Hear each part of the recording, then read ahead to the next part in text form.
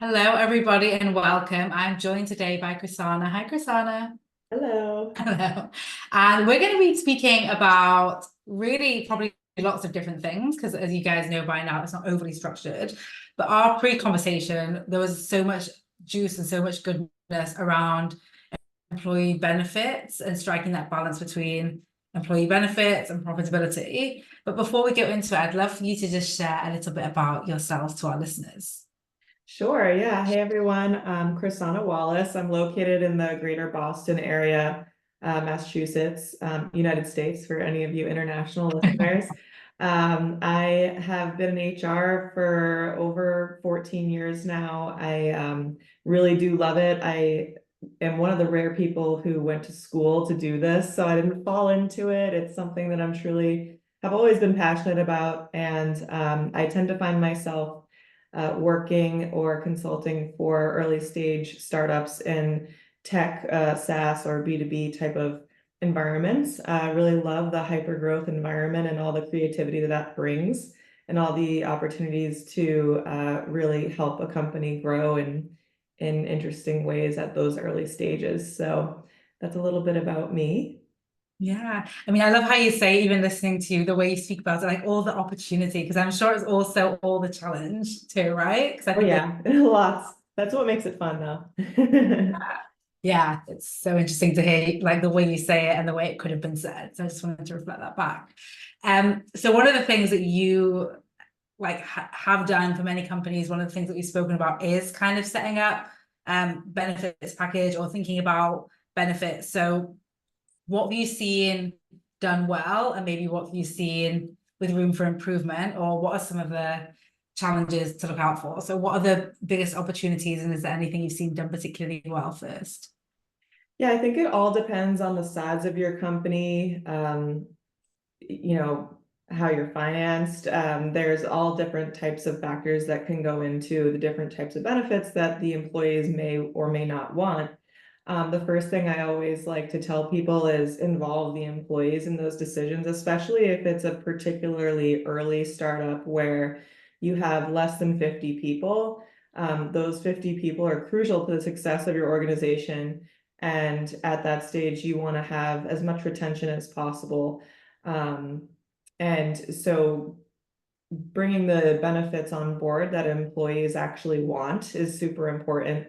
It is always not a great feeling to pour a bunch of money into benefits that you think employees want and then no one uses them. And so it's always best to involve employees. And I think what I've seen done well is asking, taking little tiny pulse surveys or actually having direct one-on-ones with people and seeing what's important at and different levels as well. What's important to an entry-level employee is not going to be what's important to a VP. And so what I've seen done well is taking all those data points into account before you go and pour a bunch of money into a benefits plan. And also knowing that you don't necessarily have to compete with the Googles of the world at that stage either, as long as you are keeping your employees happy with what you're offering. That's what's most important. So I think that when companies do that well, it works out great. Yeah, and I think it's so interesting when you speak about not competing with the Googles of the world, because I also imagine that it's a different person potentially or a different persona that wants to work for Google versus like a startup, like what you shared at the beginning about your why behind working with, hyper growth organizations. Um, Yeah, I think there's lots of different factors that go into why someone wants to work at an early stage startup or a really established tech or any company. And that can change over time too. You may, really be all about startups in your 20s and 30s. And then, once you get a little bit older, you're ready to kind of work for a more established company with policies and procedures that are more kind of fine-tuned. So yeah, it all depends on what the employees are looking for at the end of the day and always listening. The other piece is, and I'm sure we'll get into this shortly, is making sure that that also aligns with the business needs. So not just don't be a yes person all the time. It's okay to say no. As long as what you're offering also gives back to the business at the same time, then that's a win-win. Yeah, so let's speak about this definitely, because I think sometimes benefits are seen kind of as separate, as like kind of an add-on or a fun thing. But I love this about our conversation, this angle that you put on of seeing it as for the business. So can you explain a little bit more about that? Yeah, I think there are hundreds, maybe thousands of different benefits or perks that you could offer out to your employees, but what is going to be important to them and what's also going to give you a return as a business. Offering a company that at 50 employees is mainly people who are later in their career, student loan benefits aren't going to be as important to them, unless maybe they are taking care of that for their grandkids or anything. But so being in tune with what the generational needs of the company and how that's going to give back to you is really important. I mean, at the end of the day, the employees are going to go out and brag about their company benefits if they're really working for them. And so that employer branding is super important when you're going out and looking for top talent. So in all the ways that you can get the benefits to work for the employees, and then to get them to boast about that to their colleagues, their friends, their LinkedIn network, that is going to come back to the business in some way, shape, or form in terms of top talent. It's going to get you on those lists, right? That everyone likes to put on their website. So it all kind of circles back to how can it help the business as well. And that's, I think, something that people may sometimes tend to forget about is that like last loop of making sure you always connect it right back to the business. Yes, I love that because it's like it's one thing. So I think very often we're thinking about the individuals and the employees, but I don't think many people, I certainly haven't had a conversation like this before, of really tying in the impact of the benefits to the business needs, like what you just shared there in terms of free marketing, free promotion, probably potential to lower recruitment costs, potential to find new clients, like all of these benefits. That are another incentive when you're looking at allocating budget to benefits. Absolutely. Yeah. And I think as long as the HR business partners or whoever's filling that need is always thinking that way, then it's going to, it's going to help the bottom line at the end of the day as well.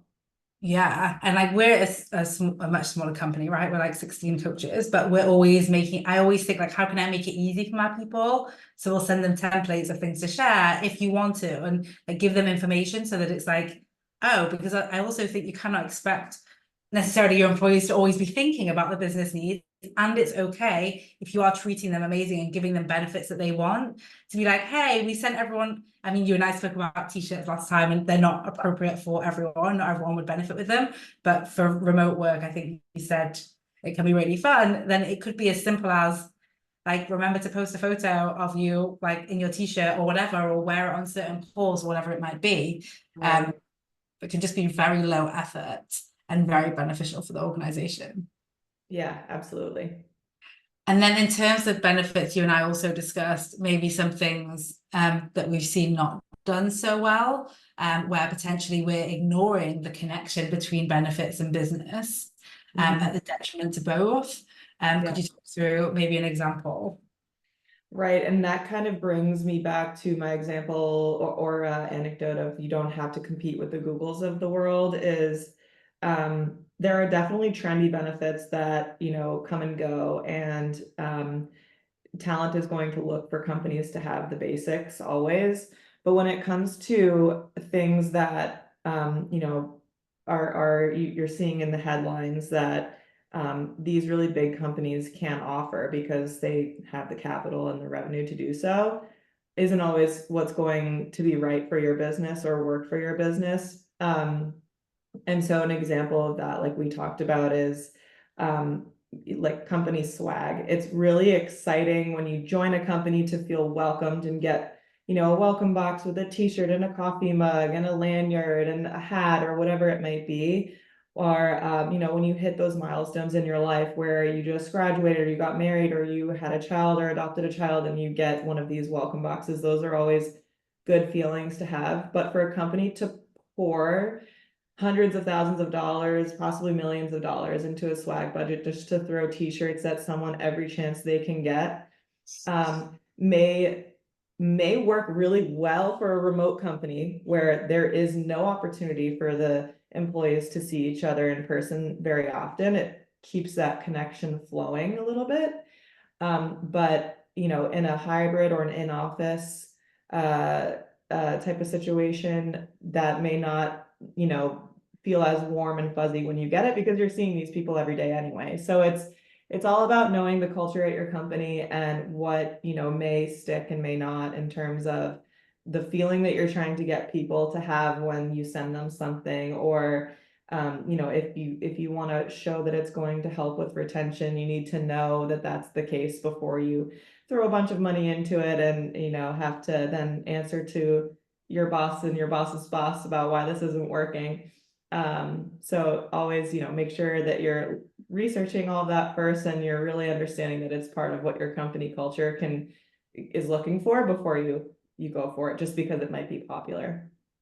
Yeah, it like comes back to exactly what you were saying at the beginning about being willing to ask and involve people in the conversation. And Yeah. yes, in some cases you can have face-to-face conversations, but even if you can't, like before hitting order on 100,000 t-shirts, maybe, you know, see if there's interest. So I think it can be that simple, like it doesn't have to be complex. What's the Right. fastest way to get that data? And what's so interesting, now I think about it, you've mentioned 2 examples here, and we definitely had some in our pre-chat, where like you're showing that you know trends. For example, the difference between like how things tend to respond remote versus hybrid or in office, that shows that you've had multiple experiences of collecting this data. And so now you see trends and have that knowledge and awareness of like, this is what tends to do well in this environment. So I think it's just powerful to see, you know, again, like the positive externality of continuing to do the research and have the conversations is you end up picking up trends and knowledge that you can apply.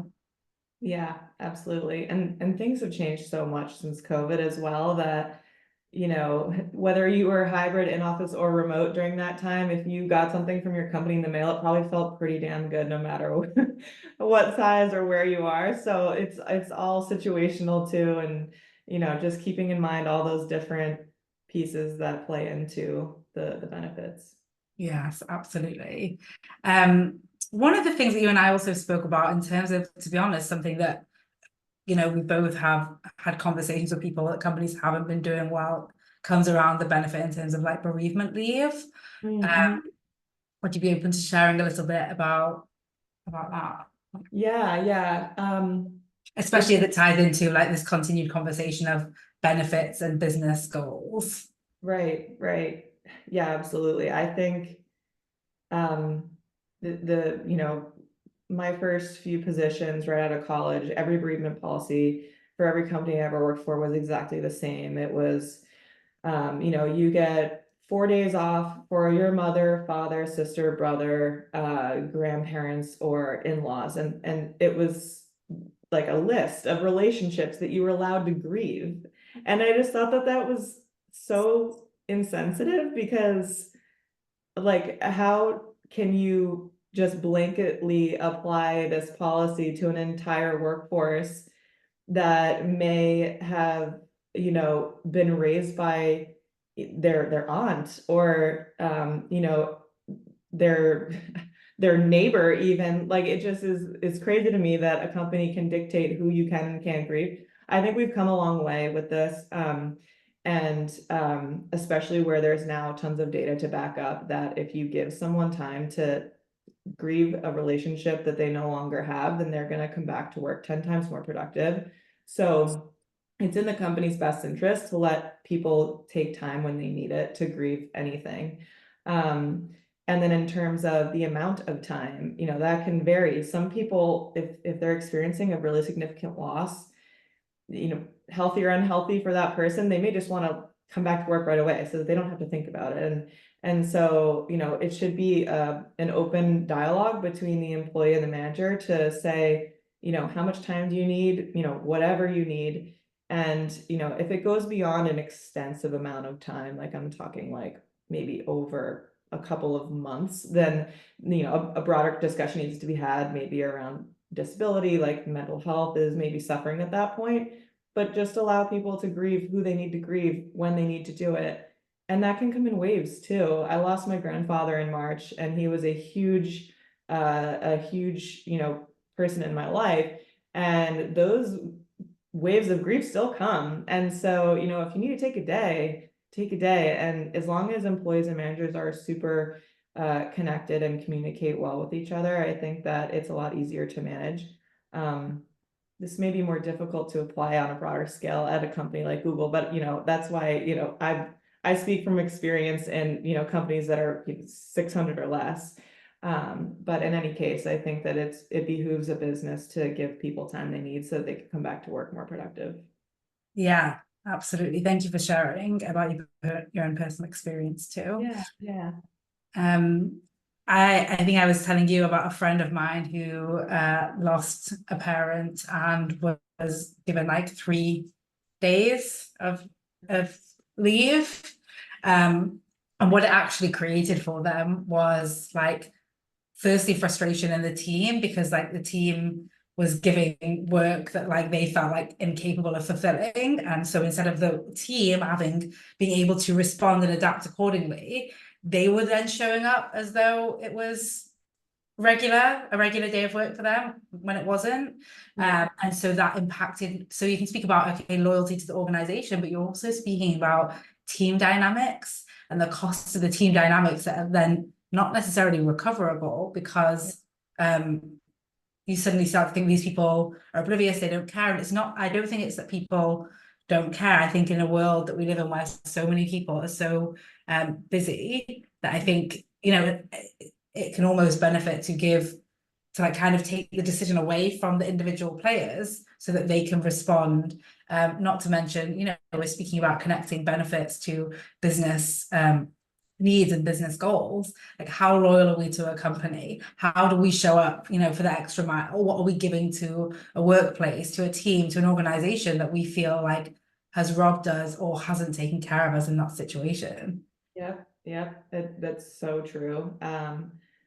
The amount of loyalty I think someone feels to an organization that treats them with sympathy, empathy, respect, dignity, kindness during your worst times in your life is really hard to measure how much that impacts the business. But I can just tell you from experience that, you know, it is tenfold.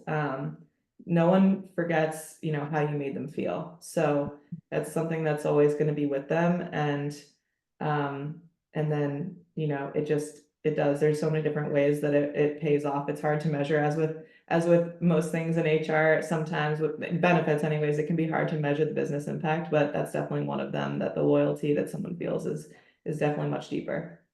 Yeah, absolutely. And I was thinking even to what you spoke about earlier with like, I wonder the ways that when people, not that you do it for this, but how are people speaking about your organization, your team, what you are building when you are not in the room?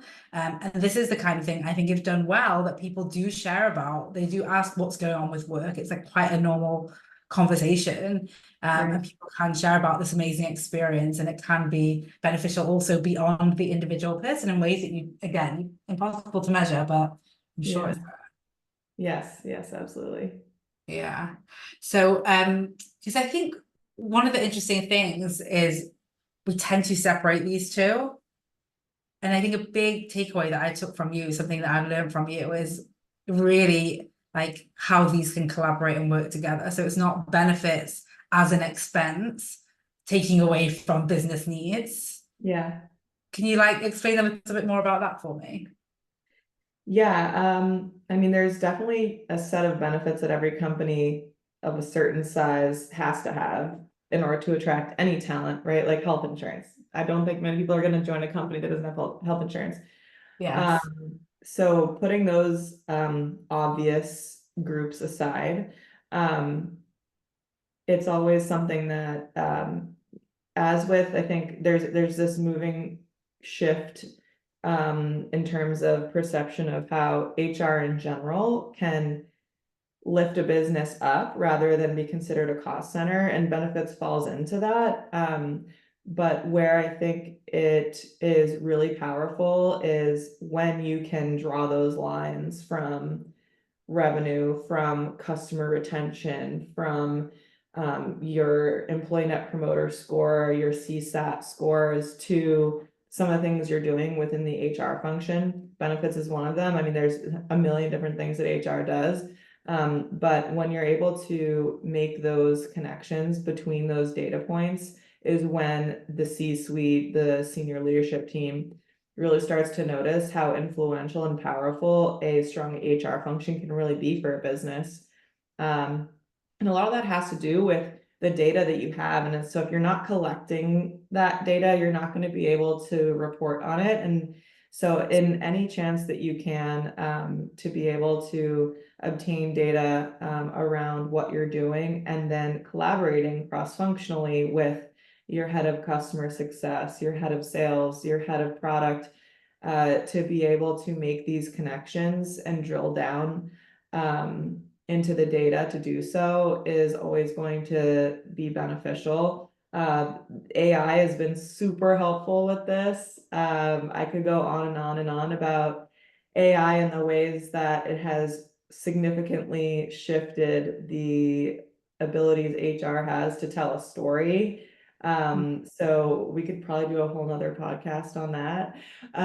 But yeah, as much as you can obtain that data and then work with other people within the company to show, tell a story, you'll continue to be able to show how powerful and influential HR can be to the success of a business. Yeah, and since we are on it, because I bet there are people listening that are like, wait, what? I've not even thought to use AI. Like, do you have any tips or tricks or ideas for people to get started in terms of, or like any particular software or anything that's like worked really well in terms of helping HR tell that story? I'm sorry. Yes. First and foremost, I'll say make sure you're using a private sandbox, because whatever you're putting into it, if it's public and it's especially proprietary data about your company, you don't want that getting out into the world. So make sure you're using something private. And I really apologize for my dog barking in the background. I didn't even hear. Oh, good. Okay. And it's fine if they do. We're all human on this podcast. You, I, the dog, but it's like we're all human, so don't worry about it. Good. So take your most obvious example is an employee net promoter score survey. It's 2 questions. And, one of those questions is, rating on a scale from 1 to 10, how likely are you to recommend this company to a friend or family member? And then it asks you to explain. And so if you don't have any software at all to help you take those paragraph formatted answers and summarize them, and I did this, before AI existed, you spend hours putting all that information into a spreadsheet, then trying to parse it out by department, by manager, by function, and then and then trying to summarize it. And so when you use AI, there was like a version of AI and we didn't even know it was like a word cloud, right? Do you remember the word clouds that you just like put it into like a system and it would spit out different adjectives that it saw most frequently in responses. And so this is kind of AI is a much better version of that. And so for an engagement survey, you take all those responses and ask, Chat GPT or whatever it is privately, summarize these answers for me, let me know what the trends are, and then put it in a digestible format for me to present to my leadership team. You can get 3 days worth of work done in about 2 hours. So that's a really, that's my go-to example usually. That's amazing. But yeah, I mean, it's a lot of fun to play with it and make it your own. You learn as you go. So yeah, and it's always evolving and it's always going to evolve, just like HR is evolving and always going to evolve, and benefits are evolving. So I love that. I think is another tip to just like be willing to play with it and work with it and have fun. Like as you're speaking, I think I can notice that you like genuinely enjoy using it, and that's why you are reaping so many benefits from it. Yeah, it's a lot of fun. It's kind of like a video game in a way. Like you're just like constantly throwing stuff in there and see what comes up with. Yeah, which is more fun than copying and pasting things into Excel, for sure. Yeah. Is there anything else that you like think people should be considering in terms of building out a benefits plan or prioritization, maybe for some people with smaller budgets? Or is there anything that you would say to anyone who is like literally building out the first benefits plan? So obviously you've mentioned already communicating with people and, you know, getting the most important things in. Is there any other advice you'd give for anyone building out their first benefits plan? I think right now, what I'm seeing and the trends and what's going on in most other companies, tech companies, is what's most important to people is professional development. And that can be really expensive or really cheap. It just depends on how you think about it. And so whatever your budget is, you can do something with that. So I would say that regardless of, you know, what you may be reading or what your company may or may not feel like they're able to do, think outside the box and definitely, you know, of course, as I said earlier, poll your company, ask what's important to them. But always keep professional development in mind. And I think that not everything else, but a lot of other things will fall into place in terms of employee happiness and engagement. So that's a tip I would say. But otherwise, you know, just a lot of what we mentioned before is making sure that you're in tune with what your company needs and what your culture is and what your mission is. What's your product? You know, if you're a company that's really a product driven company and you have, you know, 70% of your company is engineers, you know, think about that and what does that mean, as opposed to a company that's maybe you know, a professional services company and you have many consultants. I mean, very different landscapes and very different needs. So yeah, I would just say professional development though, across the board, doesn't matter what company you work for, everyone wants it. So start there. And by the way, I never speak about my own business on this podcast, but we are time and productivity coaches and trainers and consultants. So we literally sell professional development into companies and organizations. And one of our big things is making it price accessible. So we work with smaller companies as well. And I will say there has never been like an organization or a community of people that we've been put in front of where people are like, oh, I don't need help with my time. I'm actually really good. Like I have plenty of time and not enough to do. Like, which in itself actually could be a problem. But so feel free if you're listening, you're like, I wouldn't even know how to get in touch. I mean, you can always check us out. Absolutely. So we're going to wrap up, but I do want to say if you've got any additional questions or anything you want to run by Krissana, she's very generously offered to, we'll add her LinkedIn, so you can feel free to connect, to follow, to even DM, let her know how much you enjoyed this episode. Thank you so much for being here and sharing your wisdom and experience. Yeah, thank you for the opportunity. It's been so much fun. Yeah, it has been fun. And if you're listening and you would love to come on the podcast, or you have someone that you absolutely think that we should bring on who you would love us to interview and share their own expertise, or you have a topic idea, the link to do all of that will be in the show notes, as will be the link to connect with me. But thank you for listening, and we'll see you next time. Bye, everyone.